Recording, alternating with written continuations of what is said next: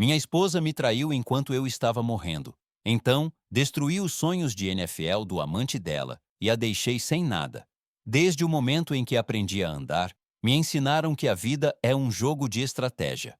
Meu pai, ex-militar que virou executivo de empresa, acreditava na disciplina acima de tudo. Ele martelava na minha cabeça a importância do controle, de sempre pensar 2 passos à frente. Emoções, ele dizia, eram fraquezas a serem gerenciadas, não liberadas. Carreguei essa filosofia por todas as fases da minha vida: escola, trabalho, relacionamentos. Nada era deixado ao acaso. Cada movimento era calculado. Minha infância foi estruturada, sem espaço para a espontaneidade. Meu pai era implacável, me pressionando para ser o melhor em cada matéria, cada esporte, cada desafio. Quando cheguei à adolescência, já tinha aprendido a esconder minhas emoções, a ler as pessoas, a manipular situações a meu favor. Eu não fazia amigos, fazia alianças, não tinha hobbies, afinava habilidades que seriam úteis no futuro. Amor era só mais uma equação, outro risco a ser mitigado. Mas até os planos mais minuciosos têm falhas. A primeira rachadura apareceu quando conheci a Camila. Ela era diferente de qualquer pessoa que eu já tinha conhecido. Selvagem, imprevisível, indomada. Vivia o momento, prosperava no caos. Contra toda lógica, fui atraído por ela. Disse a mim mesmo que era temporário, um risco calculado que eu podia controlar. Eu estava errado. Ela derrubou todas as muralhas que eu tinha construído, me forçando a sentir coisas que eu havia enterrado há muito tempo. Pela primeira vez na vida, eu não estava no controle e odiava isso tanto quanto desejava. Anos se passaram e me convenci de que tinha vencido. Casei com a mulher que me desafiava, construí uma família, criei um império. Mas no fundo, eu sempre soube que o caos não pode ser domado, só adiado. E quando ele finalmente veio atrás de mim, foi rápido e impiedoso. Tá louco de vez, cara? Meu advogado, Daniel Jenkins, me encarou como se eu tivesse perdido o juízo. Os punhos dele estavam cerrados sobre a mesa entre nós. Eles têm tudo contra você. Você faz ideia do quanto tá ferrado? Uma dúzia de testemunhas, incluindo sua própria esposa. 3 câmeras de segurança te pegaram em flagrante, clarinho como o sol do meio-dia. Suas digitais na arma.dna por todo lado. E não vamos esquecer dos policiais. Eles te pegaram no ato. As câmeras corporais gravaram cada maldito segundo. Ele não estava errado. Eu não tinha como argumentar. Não havia como negar. E entendia por que ele achava que eu estava louco por recusar o acordo. 5 anos na cadeia, mais 5 de condicional, se eu admitisse a culpa. Se eu lutasse, enfrentaria 15, talvez 20 anos. Um homem racional aceitaria o acordo. Um homem esperto nem teria sido pego. Mas eu não estava tentando ser esperto. Eu fiz o que fiz e não dava a mínima para quem soubesse. Daniel suspirou forte, esfregando as têmporas como se eu estivesse dando uma enxaqueca nele. Você me contratou para te representar, para te dar conselhos. Então, aqui vai. Isso é uma causa perdida. A promotoria não está te oferecendo um acordo por bondade. Eles querem tirar isso da frente. Aceita. Economiza tempo, dinheiro e um mundo de dor. Não tem advogado na terra que possa te tirar dessa. Se formos a julgamento, eu vou só ficar sentado vendo eles te destruírem. E acredite, eles vão. Não vou ter argumento, não vou ter contra-evidência, não vou ter testemunhas. Nada. Você está acabado. A única jogada que resta é controle de danos. E esse acordo é sua melhor chance. Senão, você vai gastar uma fortuna só para ficar preso por mais tempo. Eu me recostei na cadeira. Então, quando é o julgamento? Quanto tempo vai durar? E depois, quanto tempo até a sentença? Daniel me olhou com os olhos semicerrados, como se tentasse entender se eu estava brincando. Mas quando viu que eu falava sério, os ombros dele caíram. Meu Deus do céu! Ele balançou a cabeça. Com o atraso nos tribunais, pelo menos 6 meses até o julgamento começar. Primeiro a audiência inicial, depois as audiências de acusação, audiências de evidências, moções. Processo padrão. Posso enrolar um pouco, mas no final não vai fazer diferença. Boa decisão, eu disse. Fala pro meu irmão o valor da fiança para ela cobrir. A curiosidade dele superou a frustração. Você sabe que não vai ser barato, né? Não é problema seu, retruquei. Manda as faturas para ela também. Ela vai garantir que você seja pago. Por um segundo, ele ficou me encarando, como se tentasse decidir se eu estava louco ou blefando. Depois suspirou, pegou a maleta e saiu, murmurando algo baixinho. Provavelmente estava debatendo se deveria pedir uma avaliação psiquiátrica, talvez até uma alegação de insanidade. Eu não ia impedi-lo. Diabos, até jogaria um dinheiro extra só para ver ele tentar. Não que fizesse diferença.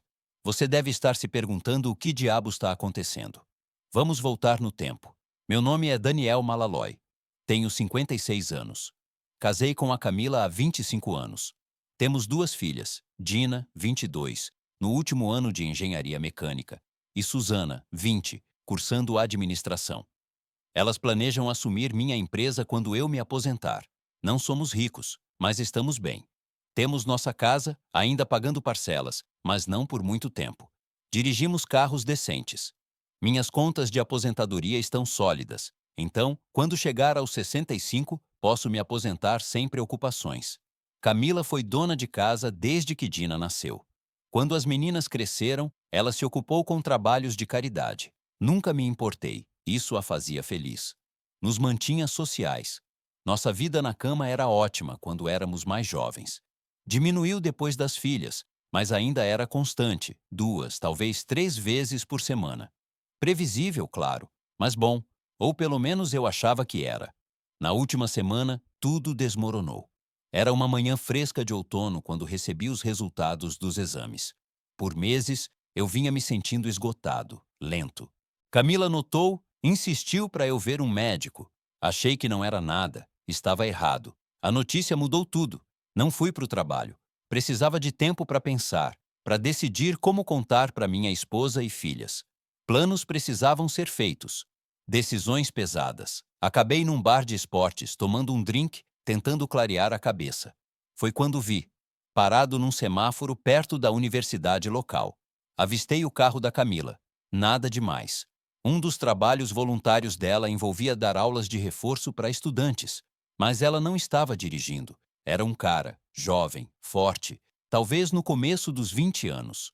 Ele era grandão, um atleta, sem dúvida. Mas o que me pegou foi o jeito que ela olhou para ele. Não como tutora, não como mentora, como algo completamente diferente. Eles não tinham ideia de que eu estava 2 carros atrás, mas eu sabia. O sinal abriu. Eles seguiram. Eu fui atrás, mantendo distância, mas sem perdê-los de vista. Um pressentimento me dizia para seguir até o fim. 10 minutos depois, eles pararam num motel. Não qualquer motel, mas aquele tipo onde as pessoas vão quando não querem ser vistas. Estacionei do outro lado da rua. Vista perfeita. Vi eles entrando. Sem hesitação, sem nervosismo, direto para o balcão. Minutos depois, subiram para o segundo andar e entraram num quarto. Não estavam lá para dar aula. 2 horas se passaram. Eles saíram. E dessa vez eu estava pronto. Minha câmera sempre ficava no carro para o trabalho. Nunca sabia quando precisaria documentar algo. Hoje, ela teve outro propósito. A lente de zoom estava travada, cada detalhe nítido. Ele caminhava ao lado dela, a mão segurando a dela como se fosse dono. Foi quando vi bem o rosto dele e soube exatamente quem era. Não era qualquer universitário. Era uma estrela, o garoto de ouro da universidade, um veterano, com olheiros da NFL babando por ele. Uma escolha garantida na primeira rodada, futuro milionário. Eu acompanhava futebol americano como religião, estudava as estatísticas, conhecia as chances. E naquele momento, as chances me diziam uma coisa. Aquele garoto tinha acabado de assinar sua sentença de morte. Camila tinha me traído. Foi isso. A linha foi cruzada. A gente tinha conversado sobre isso. Confiança, compromisso, os votos que fizemos. Para mim, essas palavras não eram sugestões. Até que a morte nos separe, não era só poesia, era um contrato. Eu podia simplesmente largar? Claro. Divórcio era uma opção. Se ela queria sair, tudo bem. Se ela foi burra o suficiente para jogar tudo fora, eu era esperto o suficiente para deixar. Mas eu já tinha lutado para conquistá-la uma vez. O casamento foi a batalha. Quando ela disse sim, eu venci. Não ia lutar por ela de novo. Ela fez a escolha dela. Agora, eu faria a minha. Esperei 10 minutos depois que eles saíram, então liguei o carro. Ainda tinha muito a pensar, planos a reescrever. Próxima parada, o bar de esportes. Precisava de outro drink. Lá dentro, escolhi uma mesa no fundo para ter privacidade. Pedi um hambúrguer, uma cerveja e um uísque. Depois peguei meu caderno. Comecei a fazer listas, dividindo tudo de forma lógica, metódica, como faria com qualquer projeto grande. Criei 4 colunas. 1. O que acontece comigo? O que faço com minhas filhas? Como lido com minha esposa? Como lido com ele? Primeiro, meu destino importava? Não muito. A situação com que eu estava lidando tornava meu futuro irrelevante. Não havia volta disso. Perdão estava fora de questão. Reconciliação. Impossível. Esse casamento tinha acabado, e não havia versão dos fatos em que eu pudesse fingir o contrário. Segundo, minhas filhas. Elas eram tudo para mim, e eu precisava garantir que ficariam bem. Eram adultas, claro, mas ainda tinham a faculdade para terminar, carreiras para começar, vidas para construir. Eu queria garantir que elas tivessem todos os recursos necessários para vencer. Esse era meu dever como pai. Se eu pudesse deixar algo a mais, uma base para facilitar a vida delas, eu deixaria. Terceiro, minha esposa, a mulher que destruiu tudo que eu dei a ela. Eu precisava que ela sentisse o que é uma traição de verdade. Eu dei tudo a ela. Meu amor, minha lealdade, meu compromisso, e em troca, ela jogou tudo fora por um caso sem sentido. Ela não teria mais nada de mim. Merecia perder, sofrer. E então tinha ele, o arrogante que achou que podia tomar o que era meu e sair impune. Ele estava prestes a virar milionário, uma estrela, um nome famoso. Beleza. Eu tiraria dele o que mais importava. Com o esqueleto do plano pronto, comecei a preencher os detalhes. Fluxogramas. Engenheiros usam isso para mapear decisões complexas. Se isso, então aquilo. Uma quebra passo a passo de possibilidades e resultados. É uma forma de prever problemas antes que aconteçam, de ajustar o plano antes de colocá-lo em ação. Passei 4 horas naquela mesa, revisando cada cenário, ajustando variáveis, garantindo que nada fosse esquecido. 3 cervejas e 2 uísques duplos depois, eu tinha meu primeiro rascunho. Infelizmente, a essa altura, eu não estava em condições de agir. Não foi a jogada mais inteligente, mas decidi voltar para o escritório. Não estava bêbado. Não de verdade. Espalhei as bebidas ao longo de várias horas, mas com certeza estava acima do limite legal. Mesmo assim, sabia que não podia ir para casa. Ainda não. Meu escritório tinha uma salinha nos fundos, um espaço improvisado com uma cama e um banheiro. Era útil para noites longas, quando prazos me mantinham trabalhando até de madrugada. Não usava muito, mas naquela noite era exatamente o que eu precisava. Antes de apagar, mandei uma mensagem rápida para Camila, disse que tinha um problema com um projeto e que ia passar a noite no escritório. Não tinha intenção de vê-la. Não naquela noite, não depois do que vi. Na manhã seguinte, levantei e continuei refinando o plano. Ao meio-dia, cada passo estava detalhado com precisão.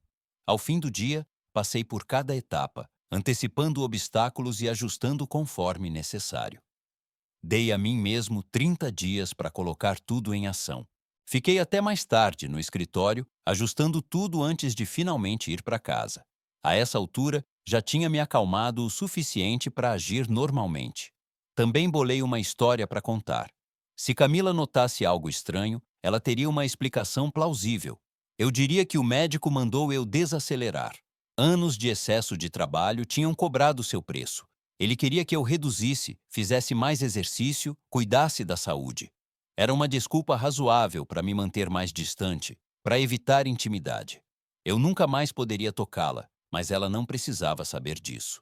Naquela noite, interpretei o papel de marido exausto perfeitamente. Não precisei fingir, estava realmente esgotado, física e mentalmente. Camila pareceu perceber meu humor e tentou ser gentil, oferecendo uma simpatia que eu não queria nem precisava. Ela perguntou sobre o trabalho, sobre o prazo que me manteve no escritório. Alimentei ela com um monte de baboseira sobre um problema de última hora no projeto, jogando um pouco de jargão técnico para soar convincente. Ela não sabia o suficiente sobre meu trabalho para questionar. Na manhã seguinte, levantei na hora que o galo canta. Tinha muito a fazer, e tempo não era algo que eu pretendia desperdiçar. Precisava fazer ligações, marcar reuniões, botar os planos em movimento. Mas antes de mergulhar nisso, deixa eu esclarecer uma coisa. Tudo que tínhamos, cada pedacinho, estava no meu nome.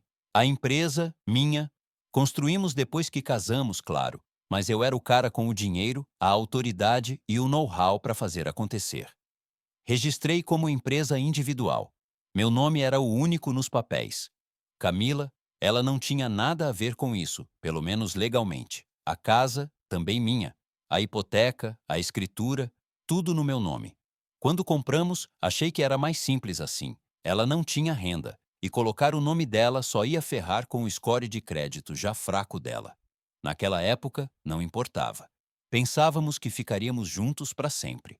Se algo acontecesse comigo, ela herdaria tudo mesmo. Inclusive, eu tinha um testamento que garantia isso. Mas no fim da semana, já tinha um novo testamento assinado e registrado, e pode apostar, o nome da Camila não estava nem perto dele.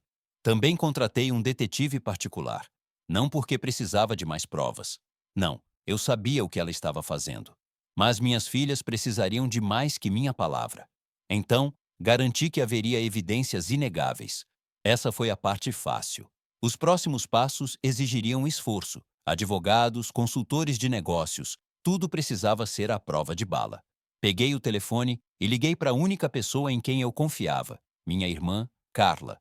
No momento em que ela atendeu, cumprimentei com uma doçura exagerada. Carla, como tá minha querida irmãzinha hoje? A resposta dela foi imediata e sem paciência. Oh, sei lá. Você só puxa esse papo de querida irmãzinha quando quer algo. Qual é? Suspirei dramaticamente. Nossa, você me machuca. Talvez eu só quisesse saber como tá minha irmã favorita. Carla bufou. Favorita? Daniel, eu sou sua única irmã, seu idiota. Vai direto ao ponto. Revirei os olhos, mesmo sabendo que ela não podia ver. Você é impossível. Tá bom. Que tal um almoço, por minha conta? Faz tempo que não conversamos. Houve uma pausa longa. Depois ela bufou de novo. Nossa, porra. Você tá sendo gentil. Tá oferecendo pagar e ainda sugerindo um encontro. Deixa eu dar uma olhada lá fora para ver se o céu tá caindo. Talvez os 4 cavaleiros estejam passeando pela avenida principal. Não consegui segurar o sorriso.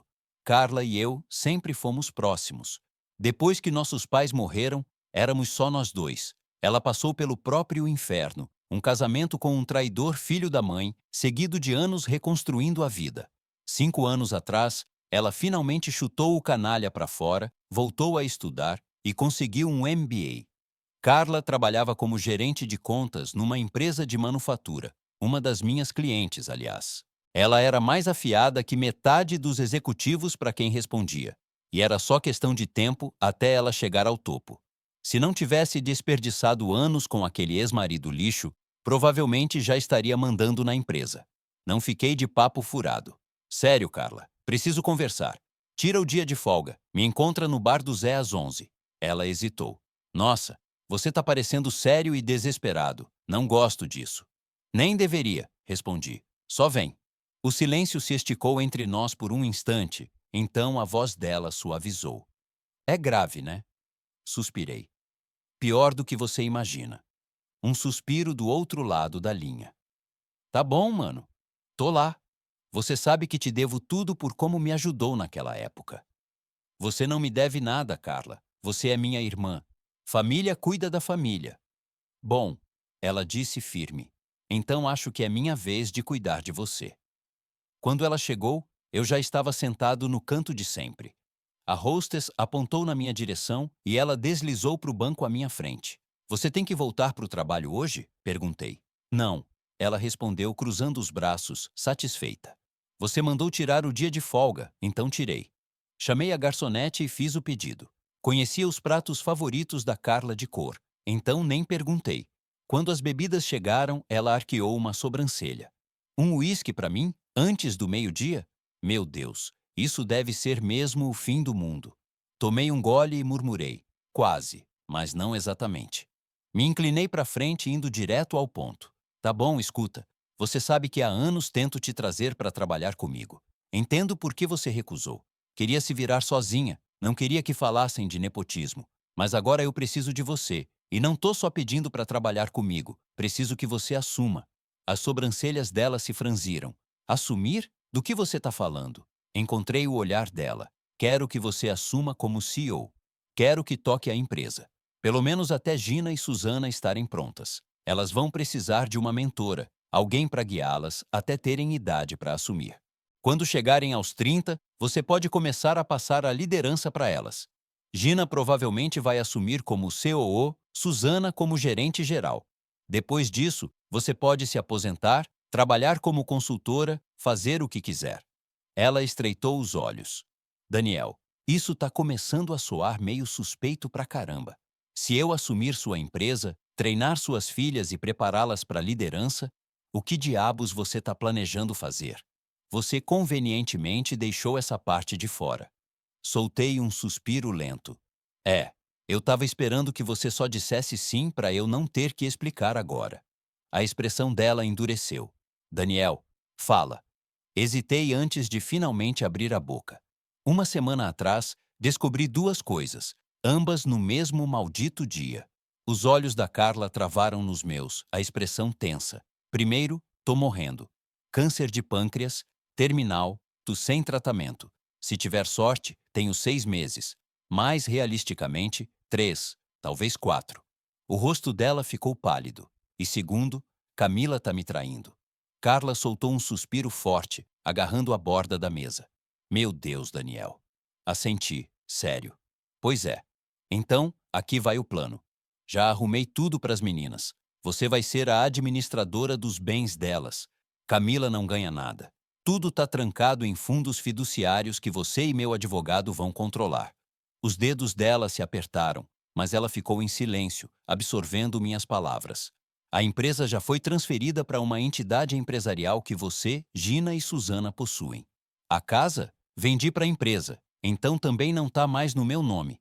Legalmente, Camila não tem direito a porra nenhuma. Ela engoliu em seco. Você realmente planejou tudo isso. Tive que planejar. Preciso que você comece a transição para esse papel agora. Passa algumas horas toda noite no meu escritório, alguns fins de semana também. Nas próximas 2 semanas, te coloco por dentro de tudo. Quando estiver pronta, você larga seu emprego e assume em tempo integral. Fico por perto para te orientar por 1 ou 2 semanas, mas depois, soltei um suspiro lento. Você se vira sozinha. O silêncio se esticou entre nós. Carla ficou lá, segurando a borda da mesa, tentando processar o que eu tinha dito. Não falei nada. Deixei ela digerir. Nossa comida chegou, mas nenhum de nós falou. Enquanto comíamos, o silêncio não era desconfortável. Era pesado, cheio de pensamentos não ditos. Carla ainda estava processando, e eu não sentia vontade de forçar conversa. A garçonete veio limpar os pratos, e sem hesitar, minha irmã pediu outra dose de uísque. Ela virou como se estivesse se preparando para um impacto, depois bateu o copo vazio na mesa com força. Você é um tremendo filho da mãe, sabia? Disse finalmente, a voz carregada mais de frustração que raiva, jogando tudo isso em cima de mim como se fosse uma bomba. Me recostei na cadeira, assentindo. Eu sei. E se tivesse outro jeito, eu não estaria fazendo isso com você. Ela suspirou pelo nariz, balançando a cabeça. Claro que vou fazer. Não é como se você tivesse me deixado com muita escolha. Tem mais, admiti. Mas a gente lida com isso depois. Ela deu uma risada seca, esfregando as têmporas. Mas? Meu Deus, devo presumir que vou odiar o que vem depois? Sorri. 8? Você nem imagina. Passamos o resto do dia focando na empresa.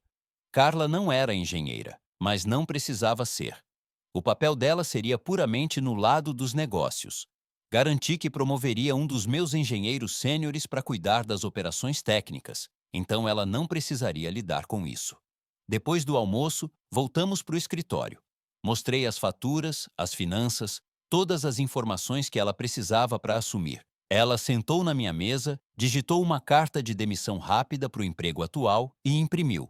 No fim do dia, a carreira dela estava oficialmente acabando num lugar e começando em outro.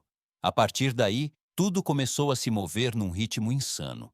Eu sentia minha fraqueza aumentando a cada dia, o cansaço se infiltrando em cada momento. Passei longas horas garantindo que a empresa estivesse em ordem, depois mais tempo ainda treinando a Carla. À noite, fins de semana não eram exceção. Passávamos dias inteiros no escritório, revisando cada detalhe. Camila começou a notar, não era cega. Eu chegava tarde em casa, mal comia e desabava quase imediatamente. Sexo nem era uma possibilidade. Eu estava exausto demais para pensar nisso, quanto mais fazer algo. Ela tentou tocar no assunto, preocupada com o quanto eu estava trabalhando, mas dei uma explicação simples. Projetos grandes, prazos apertados. Falei que em algumas semanas tudo estaria resolvido. Também mencionei que estava fazendo mudanças para aliviar minha carga de trabalho. Facilitar as coisas no longo prazo. Ela não ficou feliz, mas engoliu. Na sexta-feira, Carla tinha oficialmente encerrado o emprego antigo e estava pronta para começar comigo na segunda. No mesmo dia, o detetive particular entregou o relatório final. Sentado no escritório dele, folheei as evidências. Não foi surpresa, mas ainda foi um soco no estômago. 3 vezes por semana, Camila e o amante dela fugiam do campus e se encontravam num motel barato. Fotos, registros com data e hora, até um vídeo curto capturado por uma cortina entreaberta. Não havia ambiguidade, ela estava transando com ele. Paguei o restante da taxa do detetive, peguei a pasta e o pendrive que ele me entregou e saí. Naquela noite de domingo, Carla e eu revisamos tudo de novo, cobrindo cada detalhe, garantindo que ela estava pronta para assumir o novo papel. Foi um dia exaustivo, e eu sentia isso.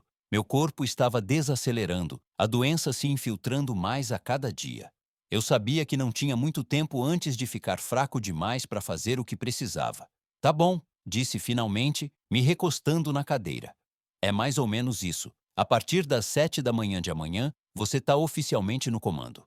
O advogado e o contador assinaram tudo, e todos os documentos necessários foram autenticados. Você controla a empresa e os fundos agora. Ela me olhou com desconfiança. Isso soa definitivo demais. Hesitei. Depois suspirei. Uma última coisa. Em algum momento você vai receber uma ligação do meu advogado. Quando isso acontecer, preciso que pague minha fiança. A mandíbula dela travou. Merda! Você está prestes a fazer algo incrivelmente estúpido, né? Depende de quem você pergunta, disse com um leve sorriso. Daniel, ela disse, o tom afiado. O quê? Ninguém vai morrer, garanti. Não é meu plano. Só quero que eles vivam com o que fizeram. Ela esfregou as têmporas de novo. Meu Deus. E por volta das 14 horas do dia seguinte, eu estava agachado atrás de um SUV grande no estacionamento do motel, esperando. O carro da Camila estava estacionado a poucos metros. Meu coração não estava acelerado. Eu não estava nervoso. Estava calmo, focado. Sabia desde o início que isso precisava ser rápido e brutal. Não tinha chance de enfrentá-lo numa luta justa. Ele era mais jovem, mais forte, um atleta treinado em plena forma. Eu já estava perdendo forças a cada dia. Ouvi o bip familiar de um chaveiro destrancando o carro. Eles estavam rindo, falando sobre algo sem importância. Ele alcançou a maçaneta da porta do passageiro. Esse foi meu momento. Me movi rápido, contornando o SUV num único passo. Os olhos da Camila se arregalaram ao me ver. Ela nem teve tempo de gritar antes que o taco descesse com força na mão direita dele, que estava apoiada no teto do carro. Um impacto seco ecoou, seguido por um grito de dor que cortou o ar. Não hesitei. Segui com o próximo golpe, mirando com precisão e intenção. Ele caiu como uma pedra, desmoronando no asfalto, o corpo se contorcendo. Ele gemia, segurando a mão destruída e a virilha ao mesmo tempo. Levantei o taco de novo e acertei os joelhos dele, um após o outro. 2 estalos brutais ecoaram pelo estacionamento, enquanto os 2 joelhos se despedaçavam. Levantei o taco uma última vez, mirando o cotovelo. Então, de repente, uma dor explodiu pelo meu corpo. Foi como ser atingido por um raio. Meus músculos travaram, meus nervos gritaram e o mundo girou. Depois, tudo escureceu. Quando voltei a mim, estava deitado de cara no asfalto, os pulsos algemados nas costas, o corpo ainda formigando do choque, a cabeça girando. Mal tive tempo de processar o que aconteceu antes de as peças se encaixarem. Má sorte. Uma viatura estava passando bem na hora que comecei o ataque. Eles viram tudo. O momento em que saí de trás do SUV, o primeiro golpe do taco, o cara caindo. Antes que eu pudesse terminar, me acertaram com o taser. Mal senti quando me puxaram do chão e me jogaram no banco de trás da viatura. Pela janela, vi Camila surtando, chorando e gesticulando enquanto tentava explicar tudo para uma policial. Eu, por outro lado, estava sentado ali, calmo como nunca. Quando chegamos à delegacia, a rotina toda se desenrolou como esperado. Sala de interrogatório, longos períodos de silêncio, o policial bonzinho tentando me convencer, o policial mal jogando acusações, depois o policial, só queremos ajudar, acenando com a possibilidade de uma pena mais leve se eu confessasse. Nada disso importava, eles queriam que eu quebrasse.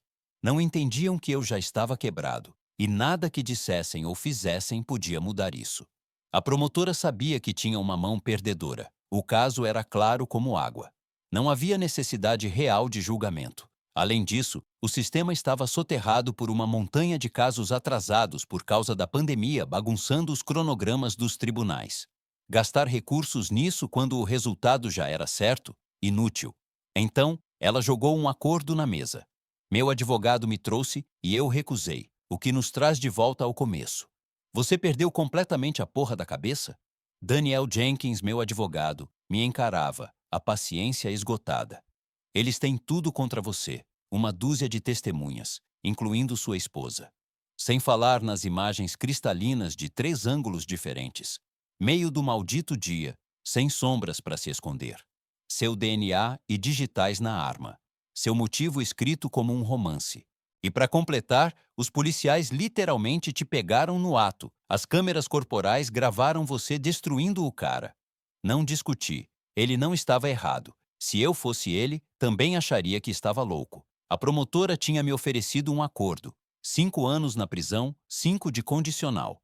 Se eu recusasse e fosse a julgamento, enfrentaria 15, talvez 20 anos atrás das grades. Uma pessoa inteligente teria aceitado o acordo. Uma pessoa realmente inteligente não estaria nessa situação para começo de conversa. Talvez não tivesse cometido o crime, ou, se tivesse, teria sido mais esperto, limpado as evidências, coberto os rastros. Mas eu fiz, e não dava a mínima para quem soubesse. Daniel suspirou pesado, esfregando as têmporas. Olha, disse, a voz mais lenta agora, tensa. Você me contratou para te representar, e tô te dizendo, você tá ferrado. A única razão da promotora oferecer um acordo é porque estão atolados de casos. Você aceita, evita um mundo de problemas. O julgamento é inútil. Você não vai ganhar. Nenhum advogado na Terra consegue tirar um milagre disso. Se formos a tribunal, só vou ficar sentado vendo eles te enterrarem. Ele balançou a cabeça. Não tenho defesa, Daniel. No segundo que a promotoria terminar, não vou ter nada para contra-atacar. Não tenho quem chamar. Não tenho brecha para explorar. Você já está no fundo do poço. Esse acordo é sua última chance de respirar. Me recostei, completamente indiferente. Então, quando é o julgamento? Perguntei. Quanto tempo vai levar? E quando vem a sentença? Ele me encarou como se estivesse vendo um alienígena. Meu Deus do céu! Depois de um momento, ele suspirou, apertando a ponta do nariz. Por causa do atraso da pandemia, vai levar uns 6 meses para o julgamento começar. Antes disso, temos a audiência inicial, a audiência de acusações, a audiência de evidências. A promotoria vai apresentar moções. Eu vou apresentar algumas, mas nada vai mudar. Tá bom, disse. Liga para minha irmã. Fala o valor da fiança. Ela cobre. Não vai ser barato. Não é problema seu, retruquei. Manda as faturas para ela também. Ela resolve. Ele ficou me encarando como se estivesse debatendo se recomendava uma avaliação psiquiátrica. Talvez estivesse pensando em jogar uma alegação de insanidade. Não me importava. Ele podia fazer o que quisesse, desde que mantivesse as coisas andando. Camila me surpreendeu. Veio me ver enquanto eu ainda estava preso. Carla tinha pagado minha fiança, mas não imediatamente. Me deixou mofando na cela por uns dias para esfriar a cabeça. Bom, eu precisava disso. Camila parecia nervosa, como uma mulher pisando num campo minado. Desculpa-me, começou, a voz pouco acima de um sussurro. Ela hesitou. Deixei ela se contorcer. Não significou nada, continuou. Não era romântico, não tinha sentimentos de verdade, era só fácil. Completei o pensamento por ela, minha voz gelada. Era só tão excitante, né? Ele era tão grande, tão forte. Tinha aquela aura que preenchia o ambiente. E claro, não vamos esquecer que ele era melhor que eu. O flint dela foi quase satisfatório. Parabéns, disse, seco. Que bom que se divertiu. Lágrimas brotaram nos olhos dela, o rosto desmoronando enquanto um soluço tentava escapar. Então, do nada, ela correu. No dia seguinte, Carla me buscou na cadeia e me levou direto para o escritório.